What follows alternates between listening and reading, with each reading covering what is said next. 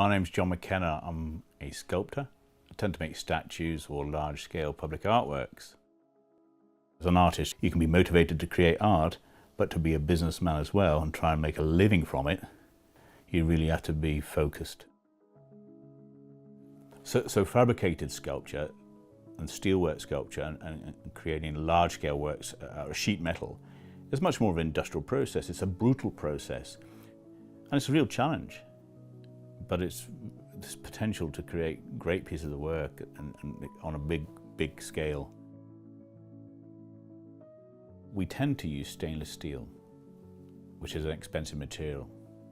One of my selling points to my client would be the durability of the materials I use. Stainless steel as a material is predicted to live for hundreds of years. So these things are going to far outlive me. We tend to use welding techniques to join it together. So we fabricate using TIG and MIG welding. And everything about stainless steel is more difficult. Even the dust from grinding, say, would settle on your piece of stainless steel and it will cause it to rust. Stainless steel rusts, and especially if it touches mild steel.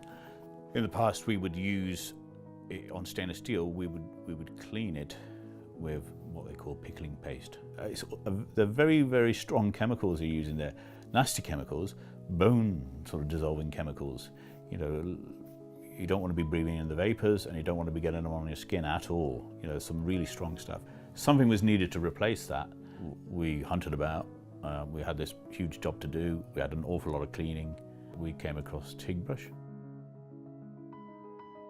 When the salesman came and brought the TIG Brush, we were amazed when it was first used, you know, because it was just such a simple, you know, put your earth clamp on, dip the brush in, run it across a weld. We were amazed at how quickly you get a clean weld. That piece of stainless steel, that area of stainless steel he cleaned for us 4 years ago, still clean today.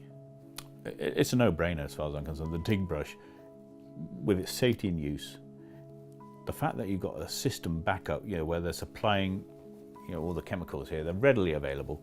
It's much more straightforward to use. It's much more safe for the operator. The upshot of it is I would be using the TIG Brush as much as possible all the time.